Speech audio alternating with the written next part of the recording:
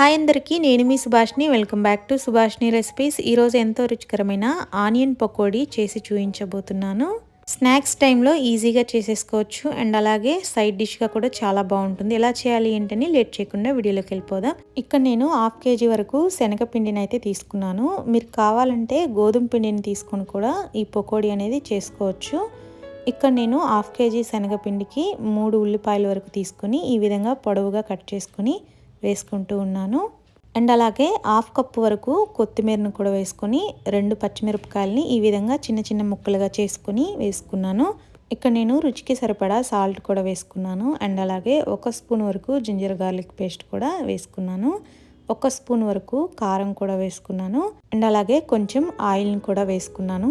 Oil వేయటం వల్ల పకోడీ అనేది క్రిస్పీగా క్రంచీగా చాలా బాగుంటుంది. సో ఈ విధంగా పూర్తిగా కలిసేంత వరకు మొత్తం మిక్స్ అయ్యే విధంగా మిక్స్ చేసేసుకోండి. చూడండి, ముందుగానే ఉప్పు, కారం, అల్లం పేస్టు అంతా పట్టే విధంగా ఈ విధంగా అయితే కలుపుకున్న తర్వాత కొంచెం కొంచెంగా వాటర్ని యాడ్ చేసుకుంటూ ఈ విధంగా అయితే కలుపుకోవాల్సి ఉంటుంది.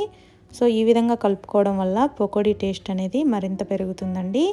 మీరు కావాలంటే శనగపిండి ప్లేస్లో ముందుగా చెప్పినట్టు గోధుమ పిండి కూడా తీసుకోవచ్చండి.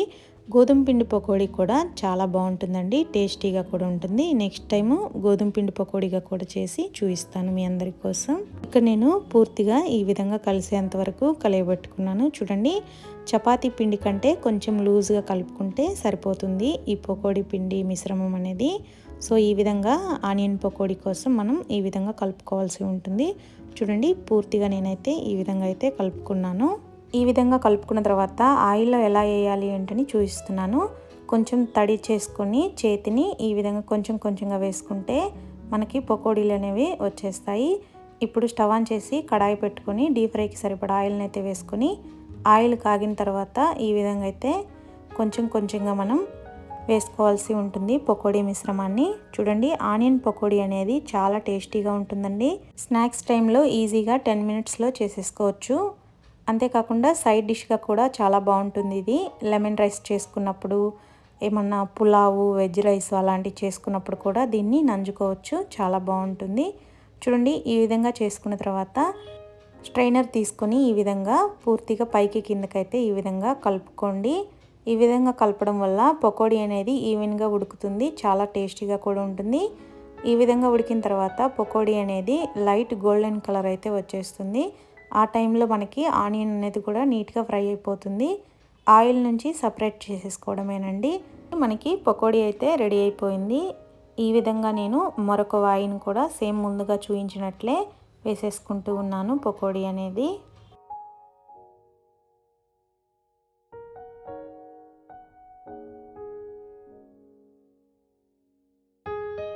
ఫైనల్గా మనకి ఆనియన్ పకోడీ అనేది రెడీ అయిపోయిందండి. ఎంతో ఈజీగా క్విక్గా రెడీ చేసేసుకోవచ్చు. ఇంకెందుకు లేటు, మీరు కూడా తప్పకుండా ట్రై చేసి చూడండి. మీరు ఎలా చేశారు ఏంటని మీ అమూల్యమైన కామెంట్ని నాతో తప్పకుండా షేర్ చేసుకోండి. ఈ వీడియో మీకు అందరికీ నచ్చిందని భావిస్తూ ఉన్నాను. ఈ వీడియో మీ ఫ్రెండ్స్కి, మీ రిలేటివ్స్కి తప్పకుండా షేర్ చేయండి. కొత్తగా ఎవరైనా మన ఛానల్ చూస్తున్నట్లయితే సబ్స్క్రైబ్ చేసుకోండి. పక్కనే ఉన్న బెల్ ఐకాన్ని క్లిక్ చేయండి. అప్పుడే నోటిఫికేషన్స్ అనేవి వస్తాయి. మరో చక్కటి వీడియోతో మీ ముందుకు వస్తాను. Thank you for watching. Bye bye.